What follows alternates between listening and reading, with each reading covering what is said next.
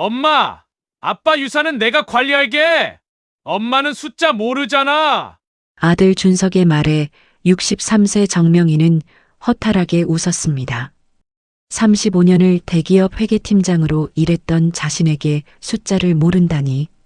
남편 장례식이 끝난 지 일주일, 아들은 벌써 통장을 챙기고 있었습니다.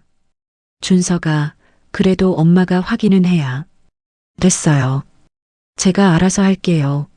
엄마는 그냥 편히 쉬세요.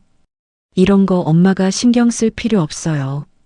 하지만, 엄마, 제 말 못 믿으세요? 제가 대기업 다니는데 재산 관리 정도는 할 수 있어요. 엄마는 이제 나이도 있으시고 복잡한 건 저한테 맡기세요. 그날 밤 정명이는 남편과 함께 찍은 마지막 사진을 꺼내 들었습니다. 제주도 여행에서 찍은 사진이었죠.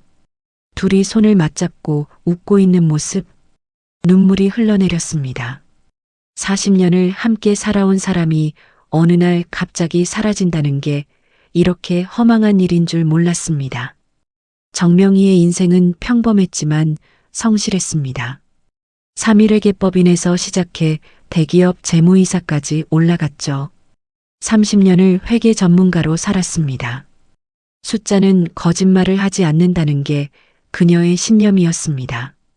장부를 보면 회사의 진실이 보였고 영수증 하나에도 이야기가 담겨 있었습니다. 남편이 쓰러진 건 3개월 전이었습니다. 뇌출혈, 응급실로 실려갔지만 결국 깨어나지 못했습니다. 병원비로 5천만 원이 나갔고 남은 재산은 아파트 한 채와 예금 8천만 원. 40년을 일해서 모은 돈치고는 많지 않았지만 두 사람이 함께 노후를 보내기엔 충분한 금액이었습니다. 엄마, 걱정 마세요. 제가 잘 관리해서 엄마 노후 책임질게요. 아들의 말을 믿었습니다. 준석은 대기업에 다니는 성실한 사람이었으니까요. 정명이는 아들 집 작은 방으로 들어갔습니다. 며느리 은혜는 처음엔 친절했습니다. 어머님, 편하게 계세요. 여기가 이제 어머님 집이에요. 그렇게 동거가 시작됐습니다. 처음 한 달은 괜찮았습니다. 정명이는 조용히 지냈고 며느리는 친절했습니다. 하지만 조금씩 이상한 기운이 느껴지기 시작했습니다. 어느 날 오후 정명이가 거실에서 차를 마시고 있을 때였습니다. 며느리가 친구와 전화 통화를 하고 있었죠. 응, 우리 시어머니? 그냥 집에 계셔. 돈은 다 우리가 관리하고 있어. 걱정 마. 평생 우리가 먹여 살려야지 뭐. 정명이는 가슴이 철렁했습니다. 뭔가 잘못되고 있다는 느낌이 들었죠. 그날 저녁 아들에게 조심스럽게 물었습니다. 준석아, 엄마 통장 좀 보여줄래? 그냥 확인만 하고 싶어서. 엄마, 왜 자꾸 그래요? 제가 잘 관리하고 있다니까요. 아니, 그게 아니라 엄마도 알아야 할 것 같아서. 엄마 돈? 이제 가족 돈이에요. 엄마 혼자 쓸 거예요? 우리 애들 키우는데도 돈 들고 집 유지하는데도 돈 드는데 엄마가 날 못 믿어요? 그게 아니라. 됐어요. 이런 식으로 나오시면 저희도 힘들어요. 엄마 모시는 것도 쉬운 일 아니거든요. 아들의 목소리가 차갑게 식었습니다. 정명이는 더 이상 말하지 못했습니다. 며느리가 거실에서 이쪽을 쳐다보고 있었죠. 그날 밤 정명이는 잠을 이루지 못했습니다. 뭔가 단단히 잘못되고 있다는 확신이 들었지만 아들을 의심하고 싶지 않았습니다. 그로부터 한 달이 더 지났습니다. 어느 아침 정명이가 일어나자 식탁 위에 쪽지가 놓여 있었습니다. 며느리의 글씨였죠.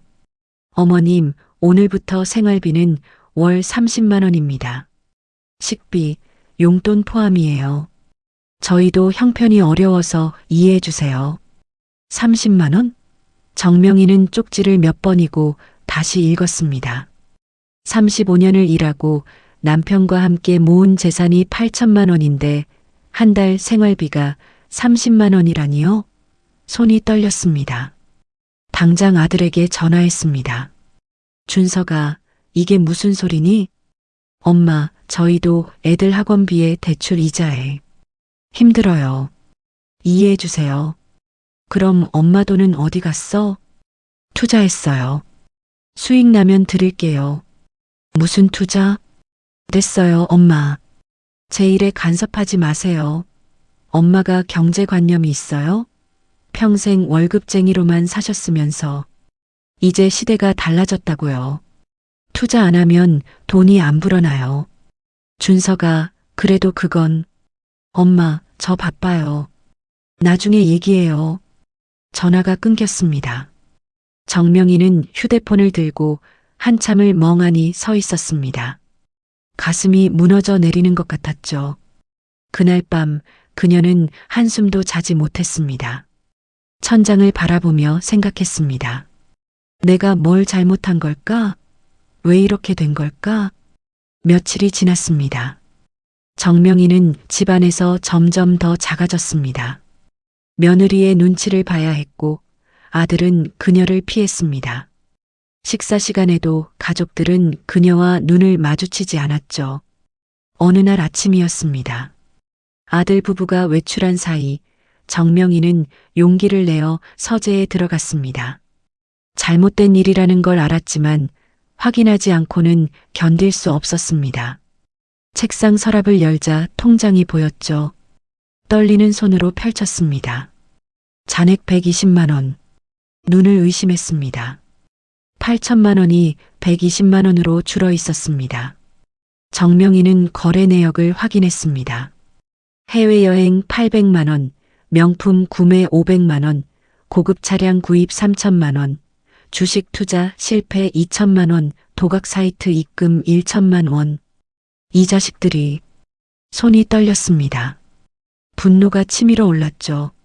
35년을 일해서 모은 돈을 남편이 죽어라 일해서 모은 돈을 1년도 안 돼서 탕진했다는 겁니까?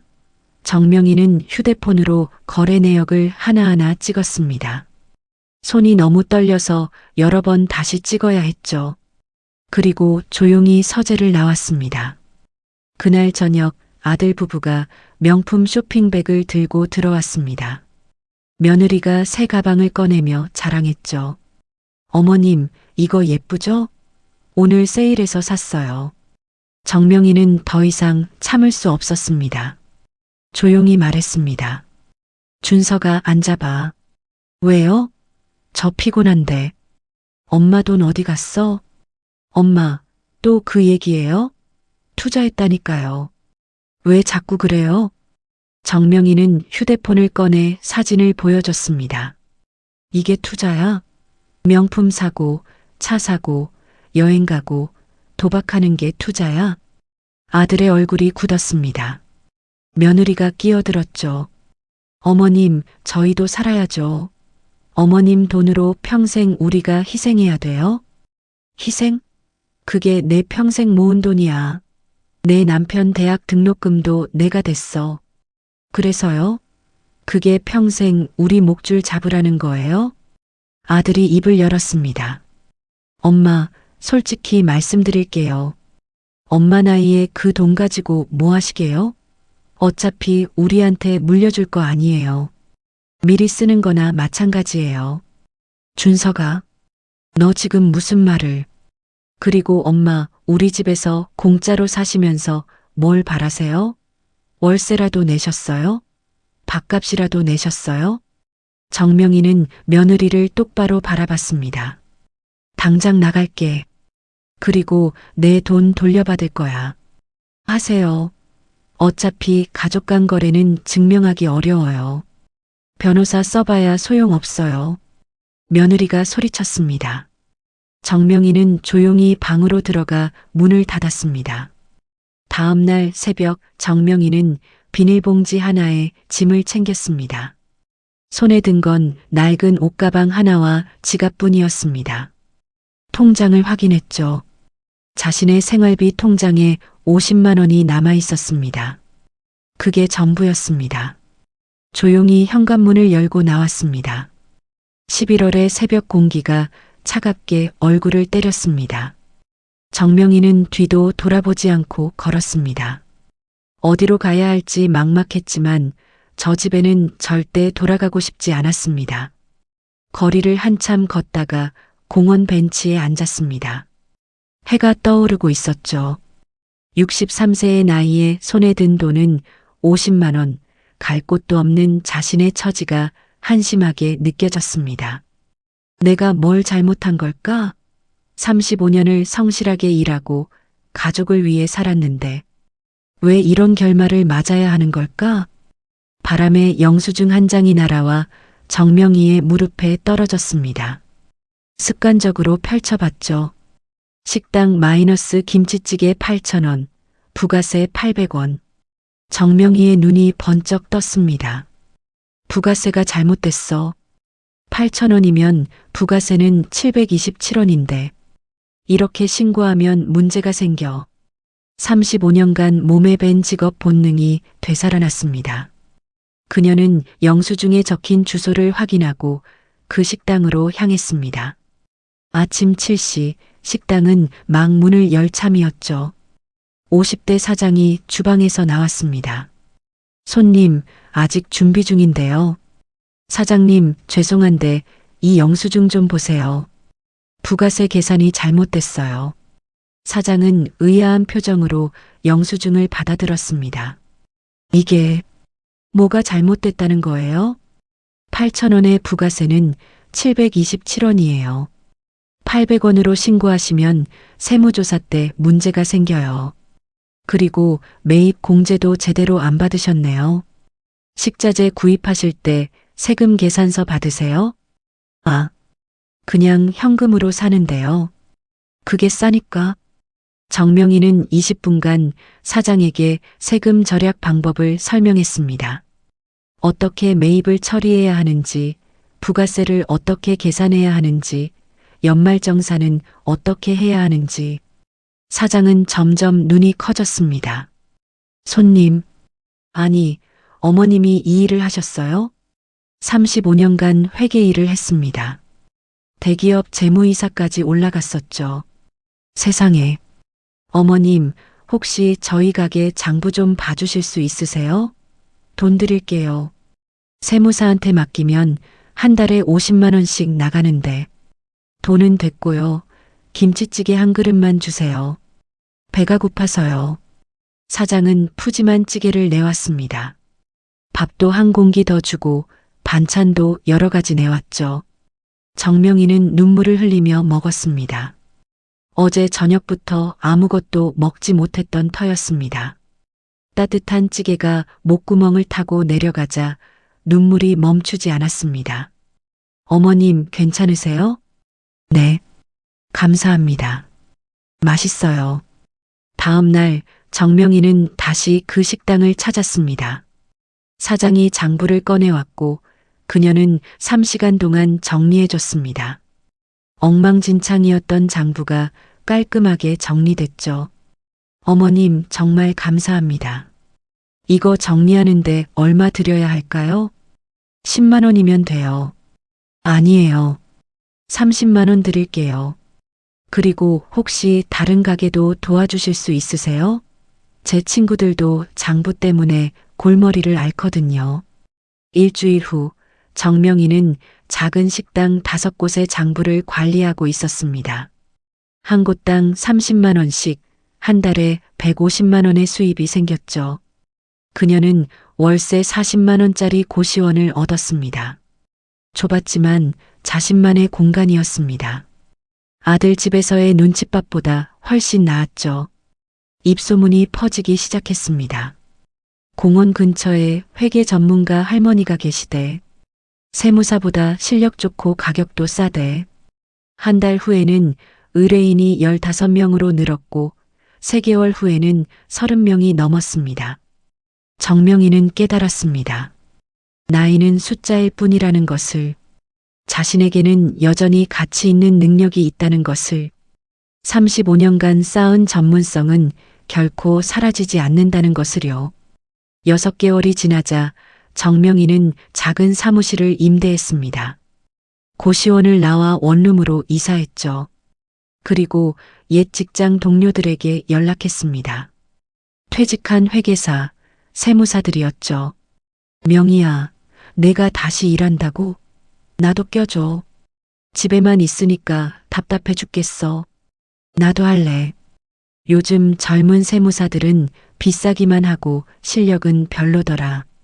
우리가 해보자. 1명, 2명 모이기 시작했습니다. 60대 회계사, 세무사들이 모여 팀을 만들었죠.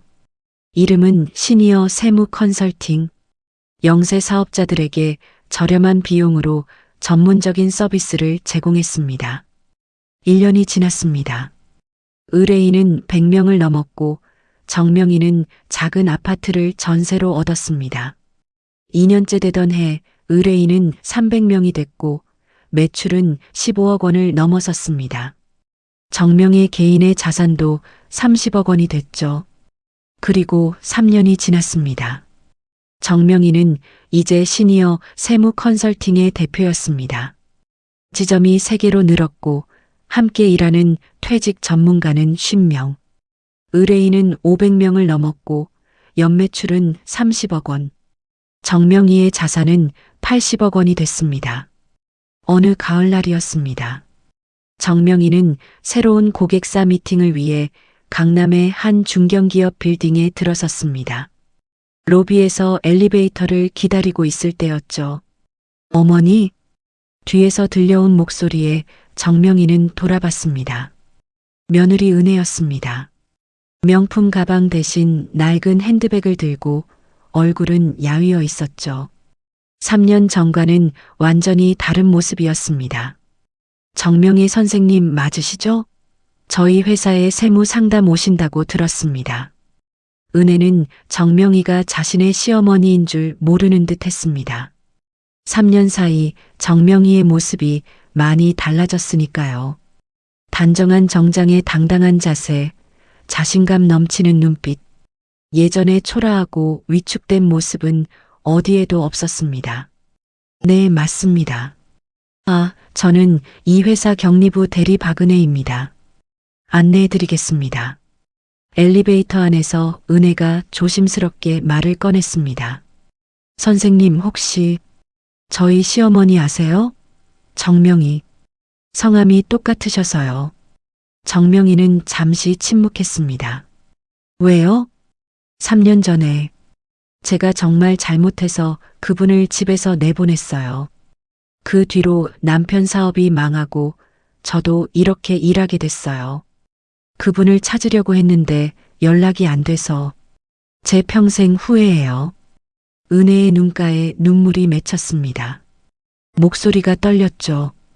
그분께 뭐라고 하고 싶으세요? 죄송하다고, 정말 잘못했다고 말씀드리고 싶어요. 그때 그분이 얼마나 힘드셨을지 이제야 알겠어요. 저도 이렇게 일하면서 매일 장부 정리하고 상사 눈치 보면서 살다 보니 그분이 얼마나 대단한 분이셨는지 깨달았어요. 엘리베이터 문이 열렸습니다. 회의실로 들어서며 정명희가 조용히 말했습니다. 은혜 씨, 전 정명희예요. 당신 시어머니. 은혜는 그 자리에 주저앉았습니다. 어머님, 어머님, 정말 어머님이세요?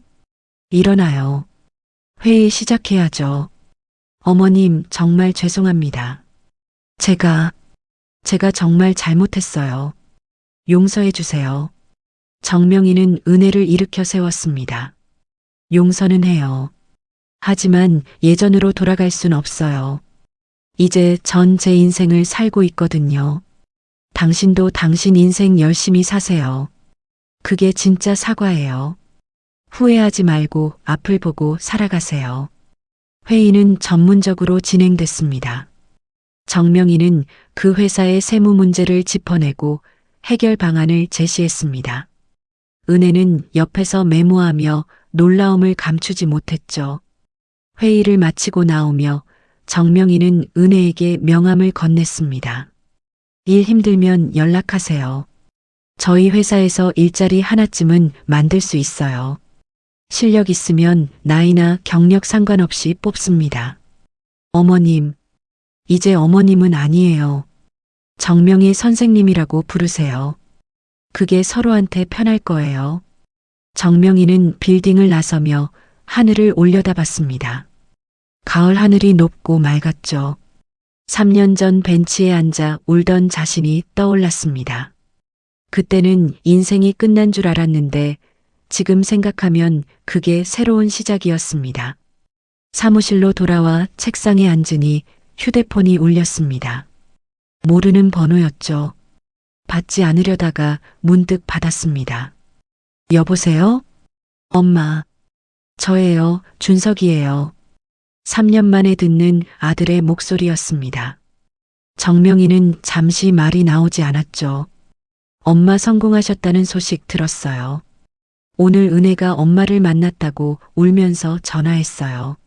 엄마, 제가 정말 잘못했어요. 한 번만 만나주실 수 있을까요? 정명희는 창밖을 바라봤습니다. 석양이 지고 있었죠. 준석아, 엄마는 이미 용서했어. 3년 전에. 그래야 앞으로 갈 수 있었거든. 하지만 다시 만날 필요는 없을 것 같아. 엄마, 너도 내 인생 잘 살아. 은혜도 힘들 텐데 잘 챙기고. 그게 엄마한테 하는 진짜 효도야. 엄마는 이제 괜찮아. 행복해. 엄마, 정말 죄송해요. 평생 후회하며 살게요. 후회하지 마. 그냥 앞으로 잘 살면 돼. 건강하게 살아, 준석아. 정명희는 조용히 전화를 끊었습니다. 눈물이 흘렀지만 이상하게 마음은 평온했습니다. 더 이상 과거에 묶이지 않았습니다.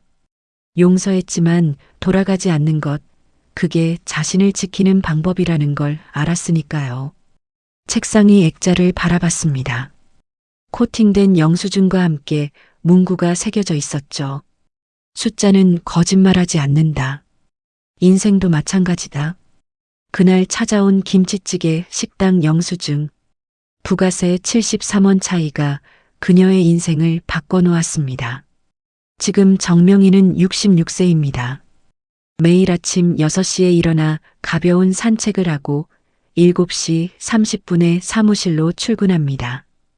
여전히 영수증을 보면 오류를 찾아내고 장부를 정리하면 행복해합니다. 일하는 게 즐겁습니다. 누군가에게 필요한 사람이라는 게 그녀를 살아있게 합니다. 매주 토요일 정명희는 복지관에서 무료 세무 상담을 합니다. 시니어들을 위한 재무 교육도 진행하죠. 그날도 한 할머니가 조심스럽게 물었습니다. 선생님, 70이 넘어도 다시 시작할 수 있을까요? 저도 젊었을 때 격리 일을 했었는데 이제 와서 뭘 할 수 있을까요? 정명희는 할머니의 손을 꼭 잡았습니다. 할 수 있어요. 나이는 그냥 숫자예요. 중요한 건 당신이 가진 경험과 능력이에요. 제가 증명이잖아요. 전 63세에 50만 원 들고 다시 시작했어요. 지금 66세 행복합니다. 할머니의 눈에 희망이 피어올랐습니다. 정명희는 그 표정을 보며 미소 지었습니다. 자신이 누군가에게 희망이 되고 있다는 게 감사했습니다. 저녁 작은 아파트로 돌아온 정명희는 감사일기를 씁니다. 오늘 준석이한테 전화가 왔습니다. 용서했지만 돌아가지 않기로 했습니다. 그게 나를 지키는 방법이니까요. 은혜를 다시 만났지만 이제 그들은 제 인생의 주인공이 아닙니다. 저 자신이 주인공입니다. 영수증 한 장이 제 인생을 다시 계산하게 해줘서 감사합니다. 오늘도 수고했어요, 나 자신. 거울 속 자신을 보며 미소 짓습니다. 주름은 늘었지만 눈빛은 더 빛나고 있었죠. 손가락에는 작은 반지가 하나 끼워져 있습니다. 스스로에게 선물한 반지. 나를 위한 투자라는 의미를 담아서요. 다음 날 아침 정명희는 새로운 프로젝트 회의를 위해 출근합니다. 지역 대학과 협력해서 시니어 재무 교육 프로그램을 만드는 것이죠. 은퇴한 노인들에게 재무 관리 방법을 가르치고 원한다면 간단한 세무 업무로 수입을 얻을 수 있게 도와주는 프로그램입니다. 회의실에 모인 동료들이 반갑게 인사합니다. 모두 60대 이상의 전문가들이죠. 명희 대표님, 이번 프로그램 정말 기대돼요. 우리 같은 사람들이 더 많아졌으면 좋겠어요. 맞아요. 나이 들었다고 포기할 필요 없다는 걸 보여주고 싶어요. 정명희는 동료들의 얼굴을 바라보며 고개를 끄덕였습니다. 그들 모두 각자의 이야기가 있었습니다. 퇴직 후 무료함에 힘들어하다가 정명희의 제안으로 다시 일을 시작한 사람들. 지금은 모두 당당하게 자신의 전문성을 발휘하며 살아가고 있었죠. 회의를 마치고 사무실로 돌아오는 길, 정명희는 3년 전 자신이 걸었던 그 공원을 지나갑니다. 벤치에 앉아 눈물을 흘리던 그날, 영수증 한 장이 날아와 무릎에 떨어지던 그 순간, 벤치에 잠시 앉았습니다. 가을바람이 불어왔죠. 이제는 차갑지 않았습니다. 따뜻했습니다. 그때 그 영수증이 없었다면 지금의 나는 없었겠지. 정명희는 가방에서 지갑을 꺼냈습니다. 그 안에는 아직도 그날의 영수증이 코팅되어 보관되어 있었죠. 식당 김치찌개 8,000원, 부가세 800원. 틀린 숫자였지만 그녀에게는 인생을 바꾼 숫자였습니다. 저녁 정명희는 오랜만에 남편 산소를 찾아갑니다. 꽃을 한 아름 들고 올라간 산길은 가팔랐지만 그녀의 발걸음은 가벼웠습니다. 여보, 내가 다시 일어섰어요. 당신이 걱정하던 것처럼 망하지 않았어요. 오히려 더 강해졌어요. 준석이는 연락이 왔지만 다시 만나지 않기로 했어요. 용서는 했지만 이제 전제 인생을 살 거예요. 당신도 이해하죠? 바람이 불어왔습니다. 마치 남편이 대답하는 것 같았죠. 정명희는 산소 앞에 한참을 앉아 있었습니다. 지는 해를 바라보며 생각했습니다. 인생은 참 아이러니하다고. 모든 걸 잃었을 때 진짜 자신을 찾았다고. 인생은 버림받은 순간이 끝이 아닙니다. 작은 영수증 한 장도 새로운 시작의 증거가 될 수 있습니다. 여러분도 지금 힘든 시기를 겪고 계신다면 포기하지 마세요. 나이는 정말 숫자일 뿐입니다. 당신이 살아온 세월, 쌓아온 경험, 가진 능력은 절대 사라지지 않습니다.